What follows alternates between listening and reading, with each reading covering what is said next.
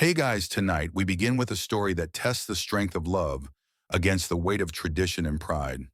Imagine the sharp scent of fresh rain rising from the concrete courtyard of a grand estate. It's dusk, and the lights from the house shimmer like gold behind tall iron gates. Inside, laughter echoes in a dining room filled with rich upholstery, crystal glasses, and carefully folded napkins. So before you get comfortable, take a moment to like the video and subscribe, but only if you genuinely enjoy what I do here. And please let me know your location and local time. I always love to see where in the world you're listening from. Now let's slip inside that house. At the head of the table sits Chief Nwankwo, stern proud, and every bit the definition of a self-made man. His empire was built from logistics and cement, and now he holds every conversation in that room like a courtroom cross-examination. His wife, elegant and always composed, sits beside him, nodding at intervals, her approval never given freely.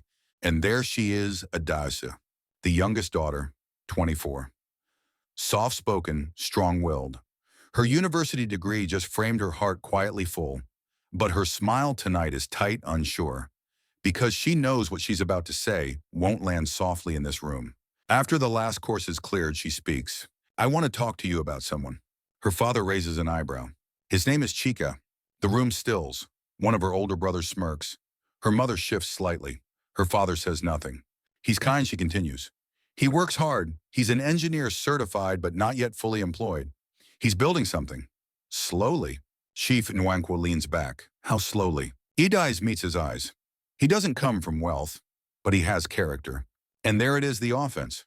Her father's face hardens. "You think I built all this so you could marry a man who has character instead of property?" "He loves me," she says quietly. "And that he spits will not pay rent." Voices rise. Her mother begs her to reconsider. Her sister sighs, muttering another foolish romantic. The table erupts into arguments about disgrace standards, what their friends will say. But Ades doesn't move. "I've made my decision." Chief Nwankwo stands slowly, fury tight in his voice. "Then go. Take your character and go. But don't bring it back here looking for help. You are no longer part of this family." Silence crashes over the room. She looks at her mother, no hand is stretched out. Just eyes full of regret, but not courage. She rises, walks out. No suitcase, no fanfare. Just a girl in a modest dress, walking into the dark with only her heart and the memory of a dinner turned battleground. That night, Chiki meets her outside the estate gate. He doesn't ask what happened. He just opens the door of the borrowed taxi and takes her hand. They ride in silence to a small apartment on the other side of town. A single room, one small mattress, a leaking tap. When they step inside, Adise looks around and finally breathes. Not because it's comfortable, but because it's hers. Because no one's love here is conditional. They sleep on the floor that first night side by side.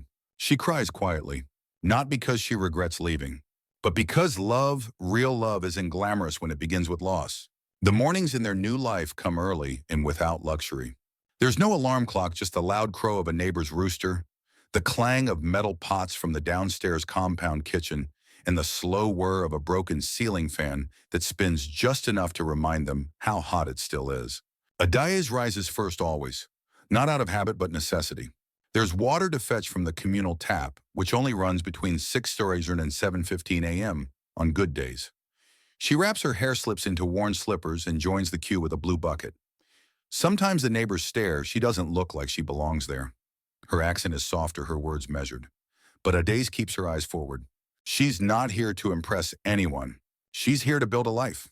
Chiki works from home, or rather from the small table by the window. His laptop, held together by electrical tape, hums quietly as he searches freelance boards, fixes secondhand electronics, and drafts plans for clients who often don't pay on time. He never complains, but she sees it, the way his shoulders tense when another invoice is ignored, the silent way he counts their savings after she's fallen asleep. They live on little, but they stretch it. Adais sells puff puffs in the morning, then returns by noon to prep soup orders for a nearby canteen.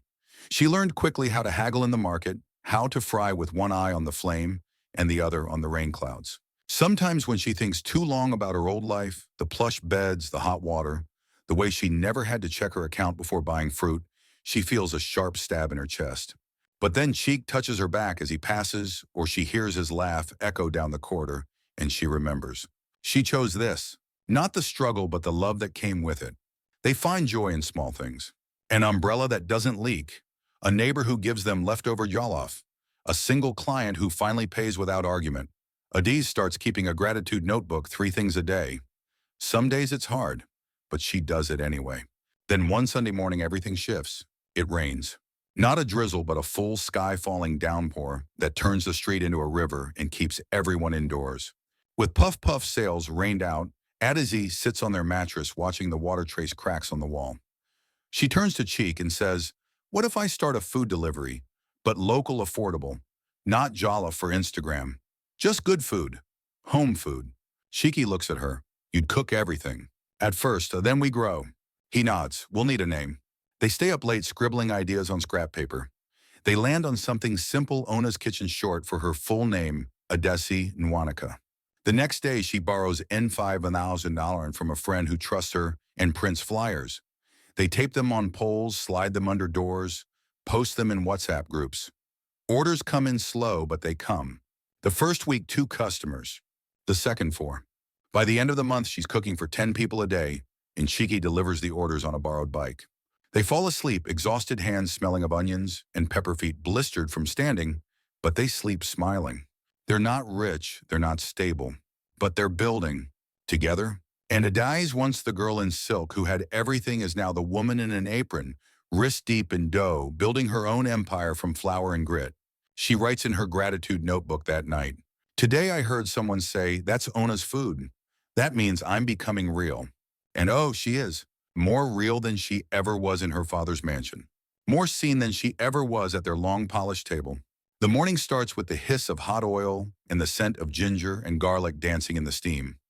Adaz is at the stove before the sun fully rises, apron, tight eyes, focused hands, working like they've always known this life.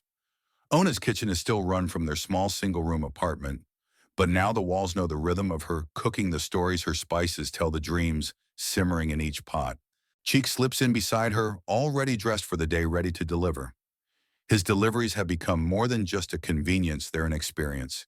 He's charming with customers, remembers birthdays, offers extra sachets of pepper for free. People talk. Word spreads. In the beginning, they juggled everything themselves, but after 3 months, the orders doubled, then tripled. One afternoon, a woman who runs a local salon orders a goosey and rice. She finishes the meal, calls Adiz personally, and says, "This is the kind of food that makes people stay married." They both laugh, but Adiz doesn't forget it. The next week, she adds a small handwritten note with each order from Ona's Kitchen food that warms more than the stomach. Those notes become signatures, and the customers, they become loyal. They save every spare naira, every extra tip, every returned bottle. By the 6th month, they're able to rent the vacant kiosk down the road. Small, hot, windowless, but it has a door and a tiny counter. Ona's Kitchen gets a sign painted in white and yellow. Adiz cries the first night they close it up for the day. Not from exhaustion, though it's bone deep, but from pride. Her hands built this. One scoop of rice at a time, but it's not just the food. Cheek, too, is quietly evolving. The freelance repairs he used to do under a leaking umbrella now earn him enough to buy refurbished parts in bulk. With the help of a local college student, he starts recording simple tech videos. How to fix your router at home. 3 ways to boost your battery life.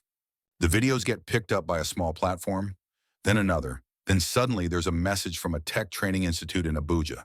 They've seen his content. They want a partner. He stares at the message for an hour. Addis reads it over his shoulder and whispers, "This is it." Cheek doesn't say much. He just kisses her forehead and sends the reply. A month later, he's invited to speak on a panel online. Yes, but still a panel. Adiz watches him from behind the camera, her heart thudding like it's her face on the screen.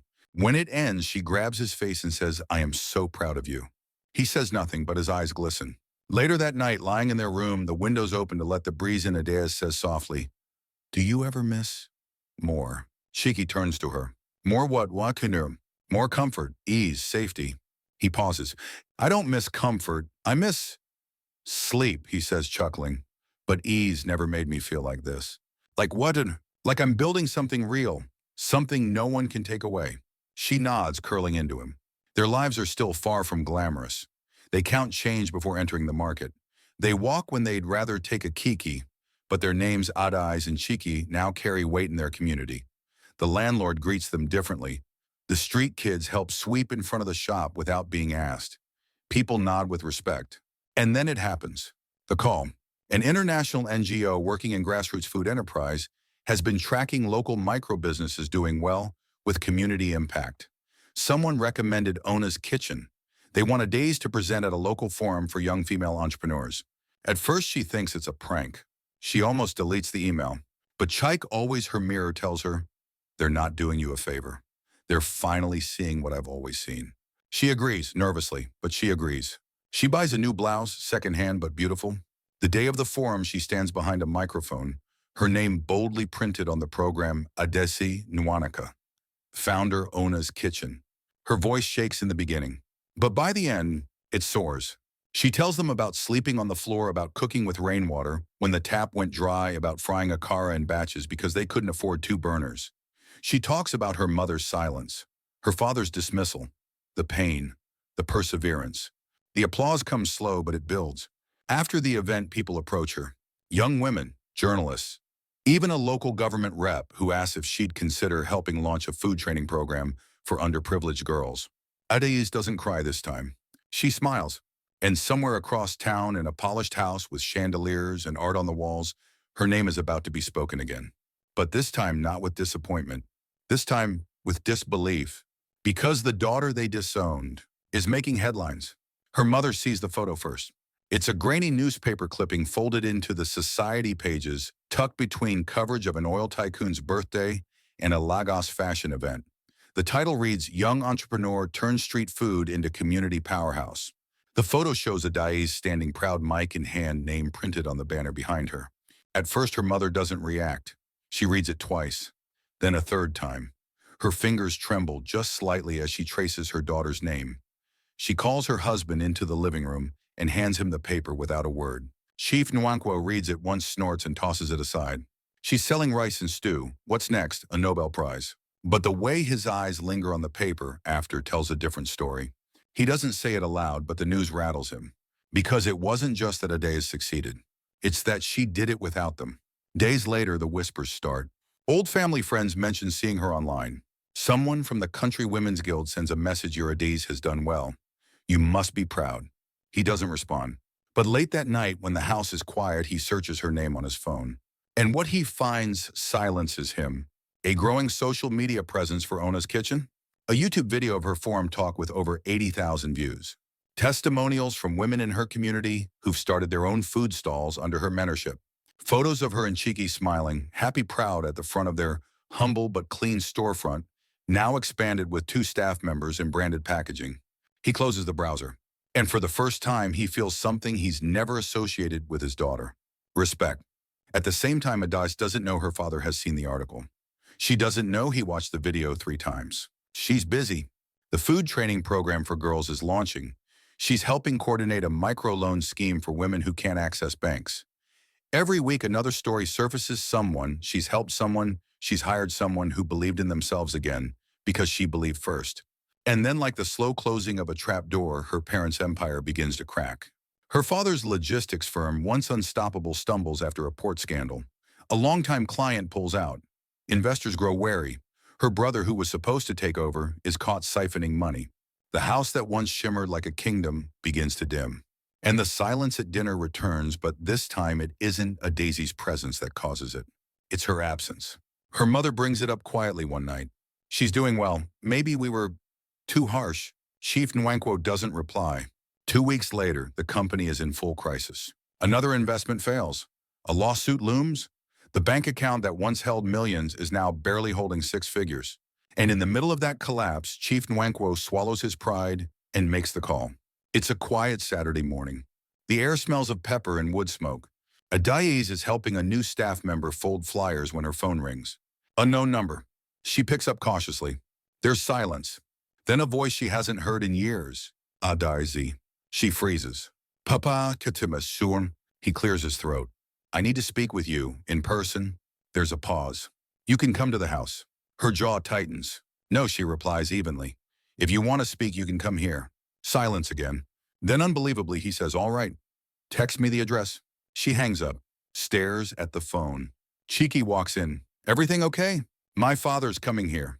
Chiki blinks. Now, she nods slowly. Soon. She spends the next hour cleaning the shop, even though it's already spotless. She ties a fresh scarf, wipes down the countertop 3 times, then stops herself. She doesn't need to perform for him. Not anymore. When the car pulls up, it's not the sleek black Lexus she remembers. It's an older model, still respectable, but not intimidating. Her father steps out alone. He walks slower than she remembers, looks smaller, thinner, less like a king, more like a man. He enters Ona's kitchen quietly, eyes sweeping the room. She doesn't greet him with a hug, just a calm good afternoon. He nods. This is your place. Yes. He scans the space, the menu board, the delivery bins stacked neatly, the smell of stew in the air. You built this? I did. With him. With him. A long silence follows. I read about your work, he says finally. The training, the talks, the partnership with that NGO. She doesn't speak. I came because things have changed. Your company? He nods, looking down. She waits. He lifts his eyes to hers. I need help, financially, advice, anything you can offer. And there it is. The moment she dreamed of once in her pain, the day they'd come back humbled in need. But now that it's here, it doesn't feel like triumph. It feels like grief, like mourning the family that could have been if only they'd seen her sooner. She takes a breath. I'll think about it. He looks surprised. That's all. I don't want to make decisions from emotion, she says calmly. Not the way you did. He nods slowly, accepting the jab, then turns to leave. At the door he says, without looking back, your mother wanted to come. She can if she wants. He nods again. And then he's gone. Eddie's exhales deeply. Shiki walks over silent. She leans into him softly. Not because she's weak, but because after all that time, all that pain, she still has the strength to hold her head high. The next day, her mother comes. No call ahead, no chauffeur, no grand entrance, just a knock on the glass door of Ona's kitchen at exactly 11 a.m. Adais looks up from the stock, ledger heart skipping for reasons she didn't expect. Her mother stands outside in a soft blue wrapper, a simple headscarf pulled tightly around her head, her purse clutched to her chest like a shield. Adais walks to the door slowly and opens it. They stare at each other for a long moment, two women bound by blood, but separated by years of silence. Mama Adisi says, voice flat but not cold. Her mother nods. Ada. They don't hug. But her mother steps inside. The moment she does, her eyes move quickly across the space. The neatness. The gleam of the stainless steel bowls. The smell of stew and fried plantain.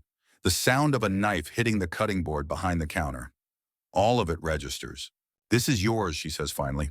Adais nods. Yes. Her mother looks down. They sit at the far table.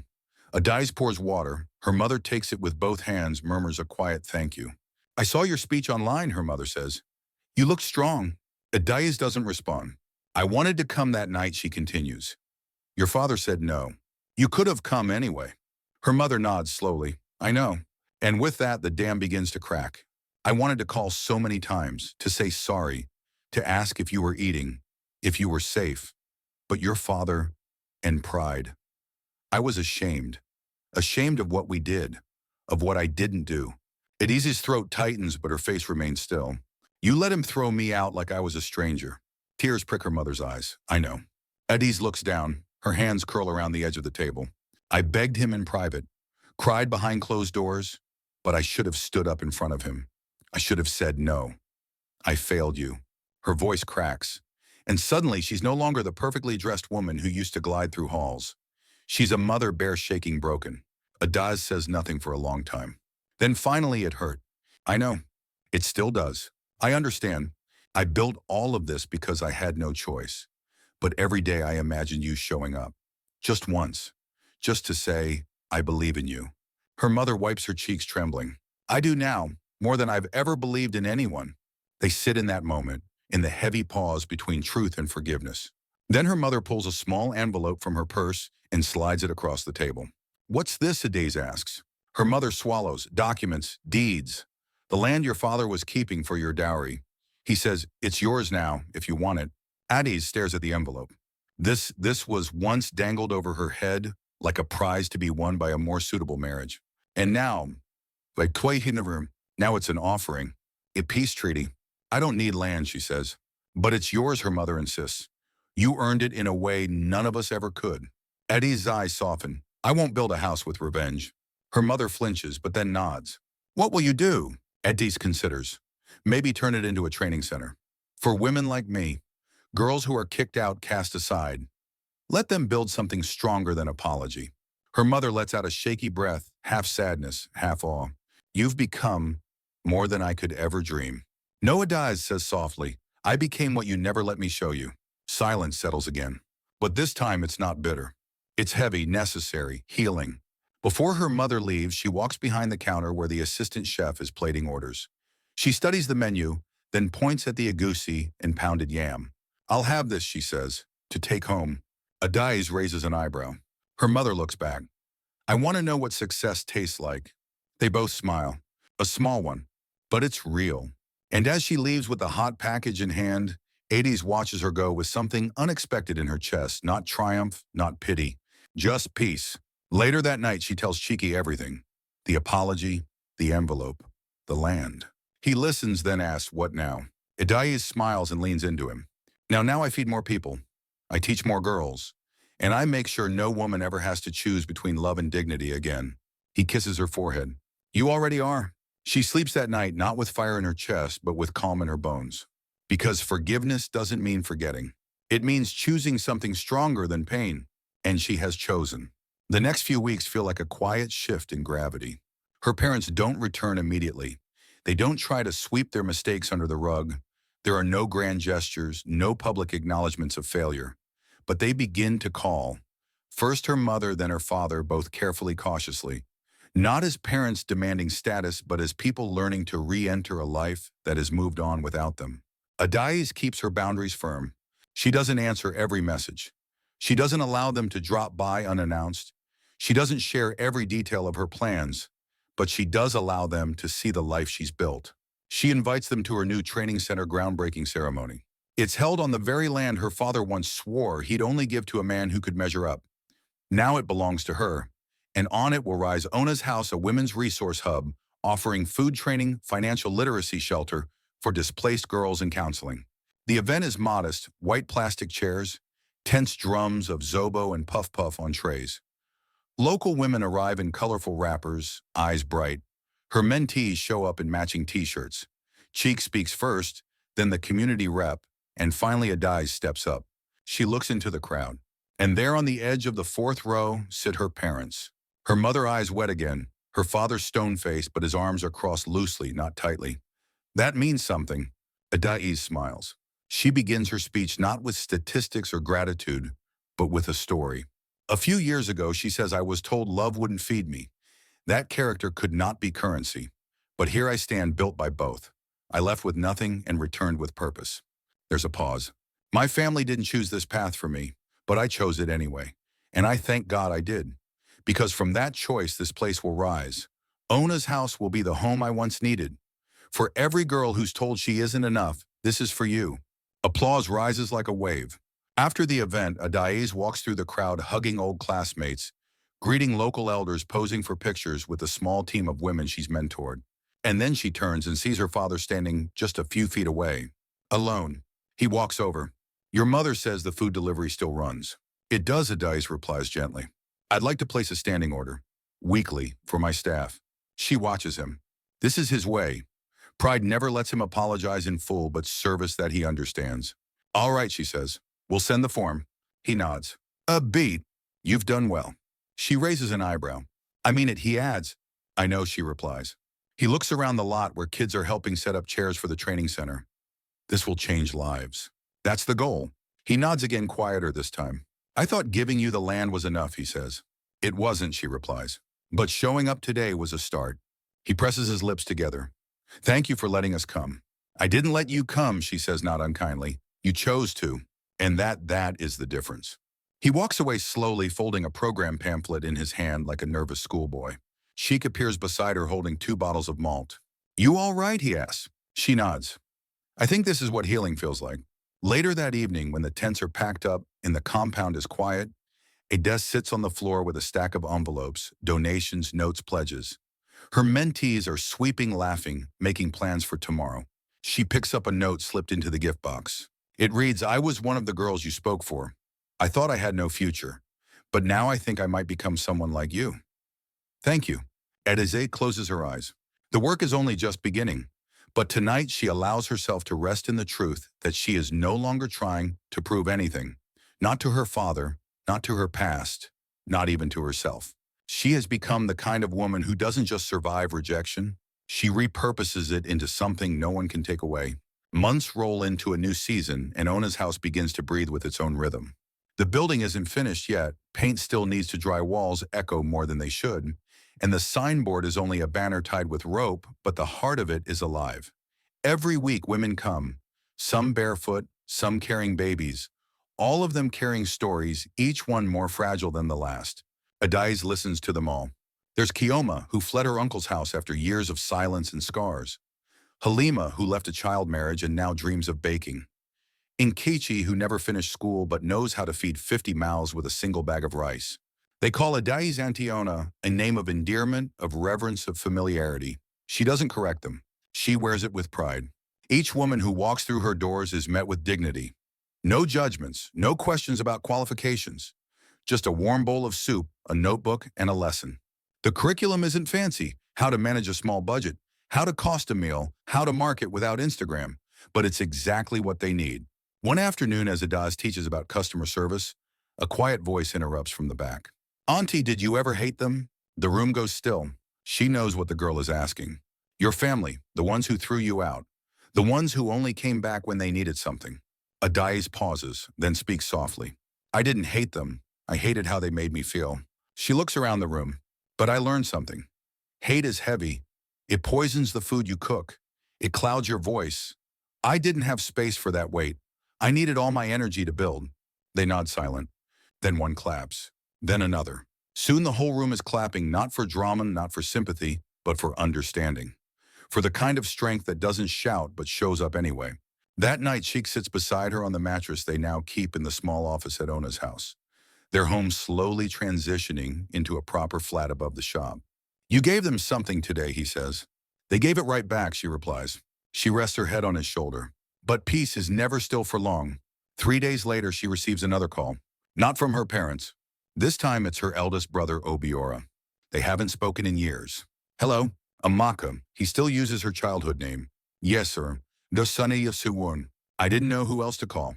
She sits up straight. "It's Papa. He collapsed yesterday." Where is he?" "Hospital, university teaching." "Is he stable?" "Yes. But the bills, they're mounting. I thought maybe since you—" He doesn't finish the sentence. Edayez doesn't answer right away. Not because she doesn't care, but because the ache comes back too fast, like it never really left. After a long pause, she says, "Text me the account details." Obiora exhales into the phone. "Thank you." "Don't thank me," she says. "Thank God you didn't call when I hadn't healed." The line goes quiet. That night, she transfers enough to cover the week's expenses. She tells Cheek what happened, and he says nothing, just squeezes her hand. Because he knows. She's not helping because they deserve it. She's helping because she deserves the peace of knowing she could, and she did. The following week, Obiora calls again. "We're transferring Papa home. Doctor says he needs rest." "Mama?" She won't say it, but she asked if you might visit. Adaizi's chest tightens. "I'll come," she says. "But I'm not coming back as a daughter desperate to belong. I'm coming as me." And so a week later, she stands once again at the gate of the house she once walked away from in silence. This time she knocks. The gate opens slowly. The staff still recognize her. She walks into the living room where nothing has changed: the chandelier, the Persian rug, the ivory figurines, but everything feels different. Her mother rises, eyes filling. Her brothers watch from the hallway. And there on the couch, lying on a propped pillow, is her father. He looks older, smaller, but his eyes hold hers with something new. "Welcome home," he says. She doesn't say thank you. She just walks in, sets down a tray of food from Mona's kitchen and replies, "I didn't come for welcome, I came for family." And then quietly, without fanfare, she feeds her father one spoon at a time. Not out of obligation, but out of grace. Because that, in the end, is the most powerful kind of healing. Time passes in soft waves. Her father's health slowly improves. The doctors are optimistic: strict rest-adjusted diet, regular medication. But it's not just his body that's recovering. It's something deeper, something unseen. The stubbornness in his voice softens. The way he looks at Adaiz becomes less guarded. Sometimes he just watches her move around the house with an unreadable expression, like he's trying to reconcile the daughter he remembers with the woman before him. Ada's visits once a week, always on her terms. She brings soup, asks after the nurse, listens to updates, then returns to Ona's kitchen before nightfall. Her mother is more vocal now. She texts her most mornings quotes from devotionals, reminders to eat little anecdotes. Some days Adaz replies. Some days she doesn't, but she reads them all. Ona's house continues to grow. They now offer evening classes, reading, writing, even basic tech skills. A local printing company donates materials. A retired teacher volunteers twice a week. More women arrive, some with nothing but hope stitched into their scarves. And Adaz stands before them all, not as a savior, but as proof that survival can be rebirthed into purpose. One afternoon during a workshop, Halima, one of her most promising mentees, taps her shoulder. "There's someone outside asking for you." Adaz wipes her hands and steps out. Standing there is her cousin Ugochi. The last time they saw each other was at the family meeting where Adaz was called foolish, naive, a waste of potential. Ugochi looks down awkward. "I heard about Ona's house," she says, eyes flicking around, "and I wanted to see it." Adaz doesn't flinch. "You've seen it." Ugochi nods, then adds, "I might need help." Adaz tilts her head. "You?" Ugochi exhales, embarrassed. "My husband left. There's debt. My kids. They eat once a day. I don't know where else to turn." Adaz stares at her for a long moment, then opens the gate wider. "Come in." She walks Ugochi through the space, introduces her to the team, shows her the training schedule. She doesn't mention the past. She doesn't mention the laughter, the insults, the way Ugochi looked away when Adaz was being shamed. She doesn't need to, because sometimes silence is the loudest kind of justice. After the tour, Ugochi wipes her eyes. "Thank you." Adaz hands her a form. "Fill this out. Come back tomorrow. We start early." When Ugochi leaves, Halima looks at her. "You're too kind." Daz shakes her head. "No, I'm not. I'm just free, and I want them to be free too." Later that night, back in their flat, Chiki plays with their little girl Zena, who's just turned 2. Her laughter bounces off the walls like sunlight. Adaz watches them, heart swollen. Zena toddles over and wraps her arms around Adaz's legs. "Mama story." And so Adaz lifts her daughter, rests her on her lap, and begins. "Once upon a time, there was a girl who had everything but felt invisible. Then she lost everything and found her voice." Zena listens wide-eyed. "But the world didn't make it easy. The world said she couldn't, that she shouldn't, that she must be quiet." "What did she do, Mama?" "She spoke anyway." Sheik listens from the kitchen doorway, smiling. "She cooked, she taught, she forgave, she led." Zena claps. "She's like you." Adaz kisses her forehead. "She is me." The next weekend, Adaz is invited to a women's summit in the capital. A keynote speaker again, this time on empowerment, equity, and entrepreneurship. She wears a sleek green dress tailored by one of her former students. Her hair is pulled back, elegant but simple. Before she leaves, she visits her father. He sits on the veranda now, stronger, calmer. He's reading a novel, not the financial papers, just a novel. She brings him pounded yam and okra soup. He smiles. "Your mother told me you're speaking again." She nods. "Tomorrow." He watches her. "Do you remember when I said love couldn't feed you?" "I remember everything," she says evenly. He nods. "Well, you proved me wrong." She doesn't respond. "You made something better than comfort. You made legacy." Adaz sets the food down and turns to go. But before she steps away, he adds softly, "I'm proud of you." She freezes, then turns. Their eyes meet, and this time there is no weight, no bitterness, only the quiet echo of truth. "I know," she says, "and I'm proud of me too." That night she walks through Ona's kitchen one last time before her trip. The lights are off. The space is still. She runs her fingers along the counter, thinks of every meal, every hand held, every woman seen. Then she locks the door, turns off the sign, and heads home. Tomorrow she will speak to hundreds, but tonight she sleeps not as someone seeking recognition, but as someone who's already found everything she was told she'd lose. The summit hall is bright and humming with energy. Hundreds of women from across the continent gather beneath soaring chandeliers, dressed in a kaleidoscope of Ankara lace and elegance. There are CEOs, activists, teachers, students, some seasoned, some just starting out. But all are drawn here by one thing: the hunger to rise, to lead, to reclaim.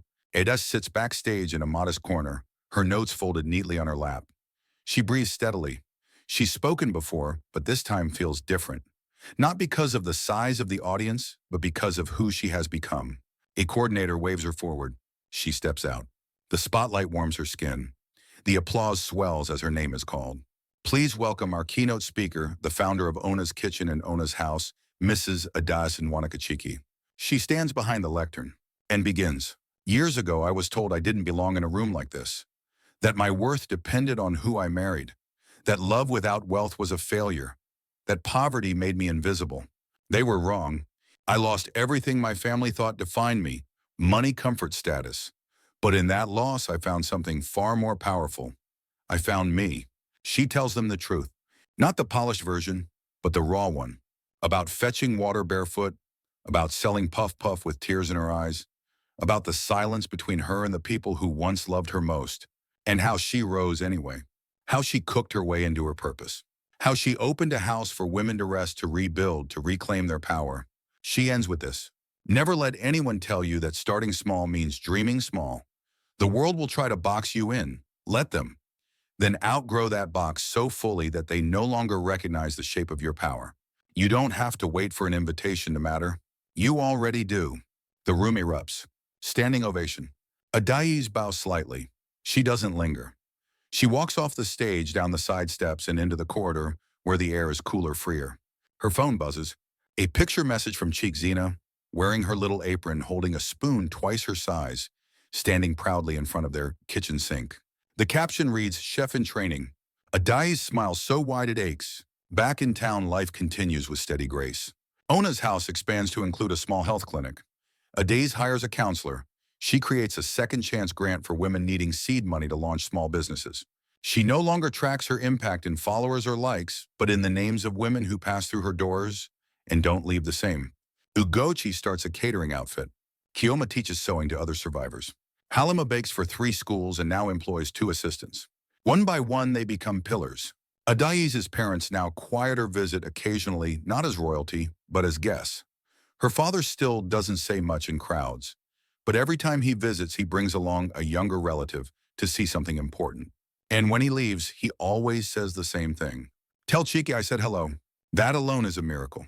Cheeky keeps growing his tech channel, recently picked up by a larger platform. He now mentors boys from the neighborhood, reminding them that value isn't born from inheritance, but from resilience.